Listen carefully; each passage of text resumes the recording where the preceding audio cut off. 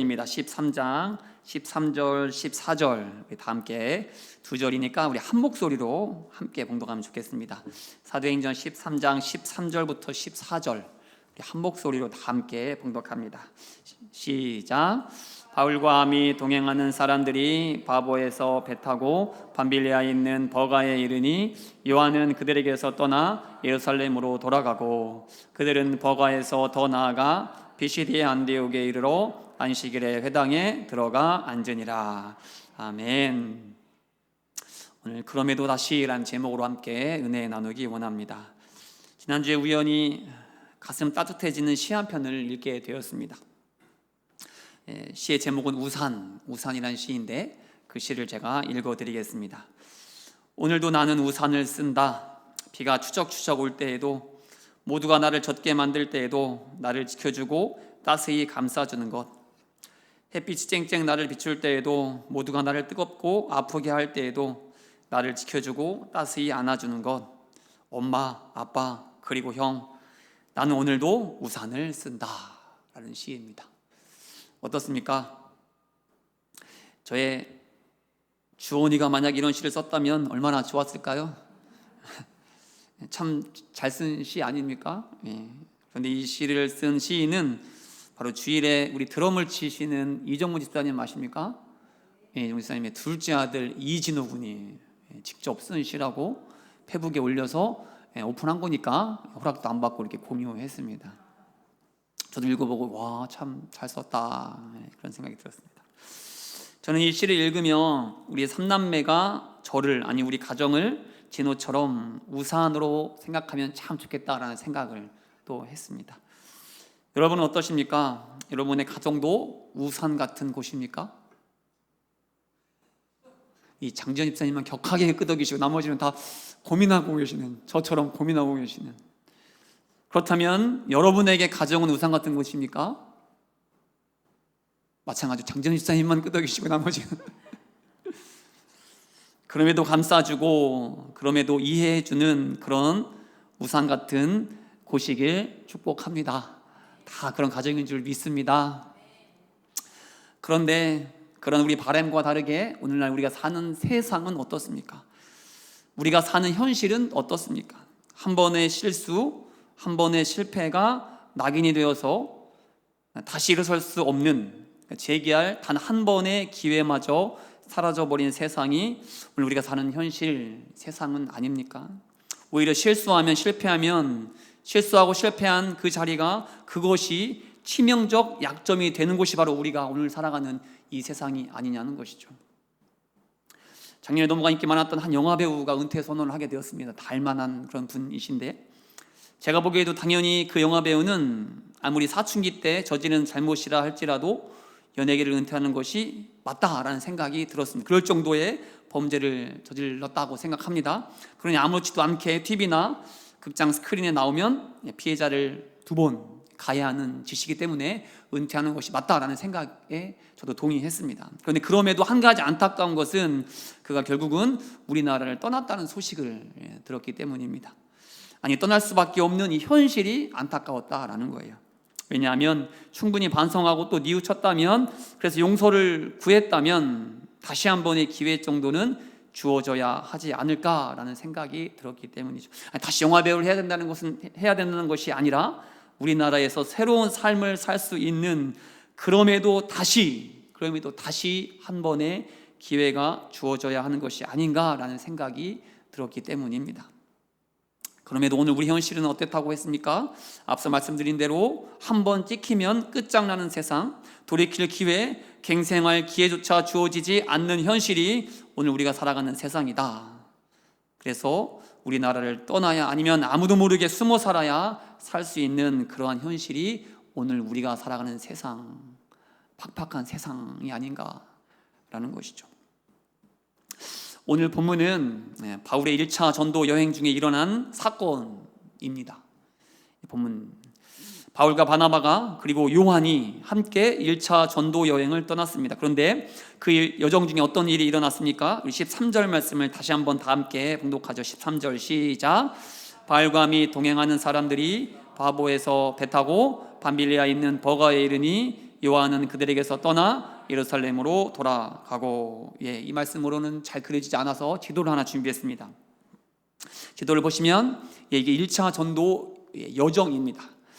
안디옥에서 떠나서 보시면 초록색 떠나서 실람이 바보 쭉 버가에서 쭉 루스드라 더베 다시 돌아와서 이게 1차 전도 여행의 코스입니다. 지금 말씀을 보면 지금 바울과 바나바 그리고 요한이 구브로 섬의 바보에서 배를 타고, 멍청이 바보가 아니라 지역 이름 바보에서 배를 타고 버가라는 곳에 도착을 했습니다. 도착한 이후에 어떠한 일이 일어났습니까? 다시 13절을 보면 요한은 그들에게서 떠나 어떻게 갔다고요? 예루살렘으로 돌아갔다라는 겁니다. 먼 길을 출발해서 섬에 도착했다가 다시 그 섬에서 배를 타고 또 갔는데 거기서 도착하자마자 요한은 어디로요? 예루살렘으로, 그 먼 여정을 다시 뒤로 돌아왔다라는 겁니다. 이들 전도 일행은 안디옥 교회의 파송을 받아 선교를 떠난 자들이었습니다. 그렇다면 전도에 관한, 선교에 관한 급한 일로 다시 돌아가야 했다면 예루살렘이 아닌 안디옥으로 가는 것이 맞습니다. 그런데 요한은 안디옥이 아닌 예루살렘으로 돌아갔습니다. 왜냐하면 예루살렘은 요한의 집이 있는 곳이었기 때문입니다. 그런데 지금 요한은 자신의 집으로 돌아갔다라는 뜻이 되는 거죠. 자, 그렇다면 왜 요한은 집으로 돌아갔을까요? 정확한 이유는 알 수 없지만 사도행전 13장에 나오는 한 이야기를 통해 우리 유추할 수가 있습니다. 1차 전도 여행을 마치고 돌아온 바나바와 바울은 다시 2차 전도 여행을 준비하게 됩니다. 그때 바나바는 다시 요한을 데려가자라고 바울에게 제안하죠. 그러자 바울이 이때 어떻게 합니까? 우리 사도행전 15장 37절부터 39절까지 말씀 우리 다 함께 묵독합니다. 시작. 바나바는 마가라는 요한도 데리고 가고자 하나 바울은 밤빌리아에서 자기를 떠나 함께 일하러 가지 아니한 자를 데리고 가는 것이 옳지 않다 하여 서로 심히 다투어 피차 갈랐으니 바나바는 마가를 데리고 배 타고 구브로로 가고. 사도 바울은 요한을 다시 데려가자라는 바나바의 제안에 어떻게 했습니까? 반대했습니다. 결사 반대했습니다. 심지어 이를 두고 심하게 다퉈서 결별할 정도로 바울은 요한을 다시 데려가는 것을 반대했습니다. 왜냐하면 말씀 가운데 보면 1차 전도 여행 당시 중도에 다시 예루살렘으로 돌아간 그 일을 떠올리면서 바울은 절대로 요한과 함께 전도를 갈 수 없다라고 말을 한 겁니다. 자, 그렇다면 바울이 이렇게 반대할 정도라면, 절대로 요한과 함께 일할 수 없다라고 말할 정도라면 요한이 중도의 예루살렘으로 돌아간 것, 집으로 돌아간 이유는 모두가 이해할 만한, 납득할 만한 이유가 아니었다라고 추측을 할 수 있게 된다라는 겁니다. 그렇다면 사도 바울이 이렇게까지 분노했던 이유 무엇일까요? 많은 성경학자들이 추측을 합니다. 요한이 다시 예루살렘으로 돌아간 이유를 사도 바울의 고백을 통해 추측을 하는데, 우리가 잘 아는 말씀, 제가 몇 번 인용했던 말씀, 고린도후서 11장에 사도 바울이 전도 여행 중에 겪었던 그 무수한 고난, 위험에 대해서 이야기하는 말씀 나오는, 다시 한번 그 말씀을 읽어보시죠. 우리 고린도후서 11장 23절 27절 다 함께 길지만 봉독합니다. 시작. 내가 수고를 넘치도록 하고 옥에 갇히기도 더 많이 하고 매도 수없이 맞고 여러 번 죽을 뻔하였으니 유대인들에게 40의 한마 감한 매를 5번 맞았으며 3번 태장으로 맞고 1번 돌로 맞고 3번 파선하고 일주야를 깊은 바다에서 지냈으며 여러 번 여행하면서 강의 위험과 강도의 위험과 동족의 위험과 이방인의 위험과 시내의 위험과 광야의 위험과 바다의 위험과 거짓 형제 중의 위험을 당하고 또 수고하며 애쓰고 여러 번 자지 못하고 줄이고 목마르고 여러 번 굶고 춥고 헐벗었노라. 이게 다 사도 바울이 그 모든 전도의 여정 가운데 겪어야 했던 고난을 말합니다. 자, 그런데 어떻습니까? 누구라도 이러한 고난을 겪어야 한다면 이 모든 전도의 여정을 기쁨으로 감당할 자가 얼마나 있겠습니까? 그렇지 않습니까? 그러니 아마도 요한도 기대하는 마음으로 또 젊은이의 패기로 전도 여행에 함께 출발은 했지만 막상 배를 타고 이동해야 하는 그 험난한 여정을 겪어보니, 또 앞으로 가야 할 전도 여정을 생각하니 어땠겠습니까? 까마득했던 거죠. 과연 감당할 수 있을까 염려가 됐고 두려웠던 것이겠죠. 그래서 다시 고향집이 있는 예루살렘으로 도망치듯 아무도 모르게 야반도주를 한 것은 아닐까라고 추측을 한다라는 겁니다. 가장 합리적인 이유가 아닐까. 그러니 이를 본 바울이, 복음의 열정으로 불타올랐던 바울이 이러한 비겁한 요한의 모습이, 책임 없는 태도가 용서가 됐겠습니까? 이해가 됐겠습니까?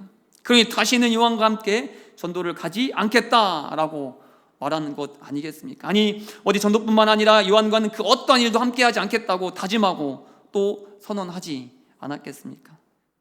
맡기면 힘들다고 또 도망칠 텐데 어떻게 함께 전도 여행을 떠날 수가 있겠습니까?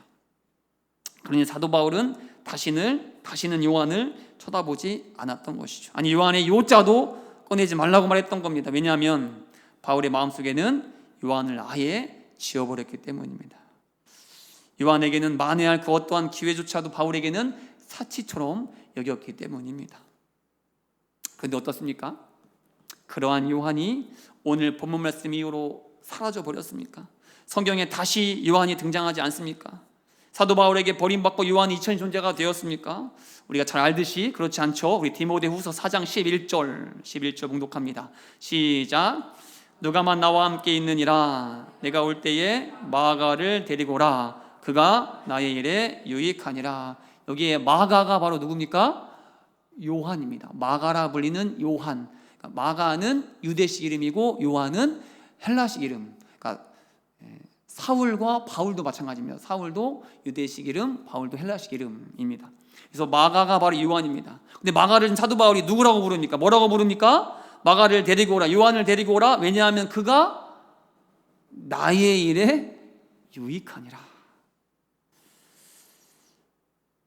그 어떠한 일도 함께하지 않겠다라고 다짐했던 바울이 이제는 그런 요한을 향해 뭐라고 말합니까? 그는 나의 일에, 내가 복음 전파하는 이 일에, 전도하는 그 일에 누구보다 유익한 자, 도움이 되는 자가 바로 이 요한이다 라고 말하고 있는 겁니다. 또한 베드로전서 5장 13절 베드로가 이렇게 기록하는데 다 함께 봉독합니다. 시작. 택하심을 함께 받은 바벨론에 있는 교회가 너희에게 문안하고 내 아들 마가도 그리하느니라. 베드로는 지금 마가 요한을 누구라고 부릅니까? 유익한 자를 넘어서 내 아들이다 라고 베드로는 또 이야기하고 있습니다. 아들과 같은 존재가 되었다라는 겁니다. 어떻게 이렇게 되었겠습니까? 이런 말도 안 되는 변화가 어떻게 가능했겠습니까? 어떻게 요한은 사도 바울에게 유익한 자, 또 베드로에게는 아들과 같은 자가 되었겠습니까? 이러한 변화의 시작은 어디였겠습니까? 사도 바울은 요한에게 만회할 그 어떠한 기회조차 주지 않았지만, 한 번 더의 기회, 세컨드 찬스를 허락하지 않았지만, 그래서 요한을 마음속에서 지워버렸지만, 누구는 하나님께서는 요한에게 그럼에도 다시 한 번의 기회, 일어설 기회를 허락하셨고, 또한 그의 삶을 인도해 주셨기에 지금의 그 자리, 바울의 사역이 있어서 유익한 자로, 또 베드로에게는 아들과 같은 자로, 더 나아가 예수님의 생애를 처음으로 정리한 마가복음을 기록하여 복음을 전하는 통로로 쓰임받는 자가 되었다라는 사실입니다. 어떻게 일이 가능했다고요? 바울은 요한을 지웠지만, 그래서 다시는 기억하지 않았지만, 아니 기억하고 싶지도 않았지만, 우리 하나님은 요한을 늘 마음에 새겼고 또 그를 기억했기 때문이다. 그래서 요한을 생각하시고 돌보셨기 때문이다. 그렇게 바울은 요한의 실패를 마침표로 여겼지만, 하나님은 그럼에도 다시 시작할 수 있는 쉼표로 여겼기 때문에 그의 삶을 그렇게 변화시켜 주었다라는 겁니다. 그렇습니다. 오늘 요한의 삶을 통해 우리에게 말씀하시는 것은, 하나님은 우리에게 실패할 자유, 실패할 용기를 주시는 분이다라는 사실입니다. 그래서 넘어져도 괜찮다라고 말씀하시는 분이 바로 우리 하나님이십니다. 왜냐하면 우리 하나님이 우리의 우산이 되어주시기 때문입니다. 실패하여 눈물로 밤을 지새워야 할 그때에, 고난 중에 답답한 가슴을 어찌할 줄 몰라 두려워 떨고 있을 그때에 어김없이 우리에게 다가와 쏟아지는 그 빗물을, 내리지 않는 태양빛을 막아주는 우산과 같은 분이 바로 우리 하나님이시기 때문이죠. 아니 너무 센 폭풍우가 몰아쳐서 우산을 필 수조차 없을 그때에 우리 하나님 우리와 함께 그 모든 비바람을 함께 맞아주시는 우리의 영원한 친구가 되어 주시는 분이 바로 우리가 믿는 하나님이시기 때문이다. 그러니 넘어졌다고 포기하는 것이 아니라, 실패했다고 좌절하는 것도 아니라, 죄 가운데 무너졌다고 낙심하지 마시고 다시 일어서는, 그래서 다시 걸어가는 우리 믿음의 금요 기도자 되시길 간절히 축복합니다. 그래서 요한이 사도 바울의 든든한 동역자가 되었던 것처럼, 사도 바울에게 유익한 자가 되었던 것처럼 우리도 누군가의 동역자, 아니 하나님의 동역자로 주어진 자리를 감당하게 될 줄 믿습니다.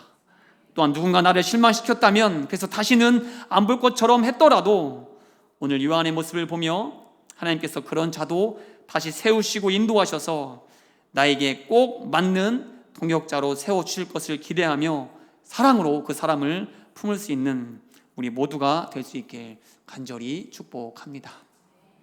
언젠가 소개했던 이야기인데요, 제가 좋아하는 야구팀 한화가 늘 꼴찌할 때, 그래서 선수들조차도 포기한 것처럼 경기를 할 때에 한화의 팬 한 사람이 이러한 응원 문구를 들고 경기장에 왔습니다. 띄워주시죠. 한번 다 읽어보겠습니다. 시작.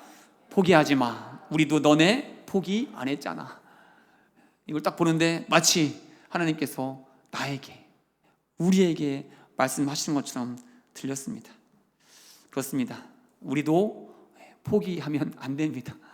왜냐하면 우리 하나님께서도 우리를 포기하지 않으셨기 때문이죠. 그러니 결코 우리를 포기하지 않으시는 그 하나님의 손 꼭 붙잡고 다시 일어서는 우리 모두가 될 수 있기를 간절히 축복합니다.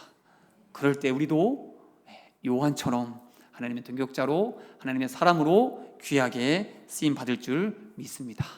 함께 말씀 붙잡고 함께 기도하겠습니다.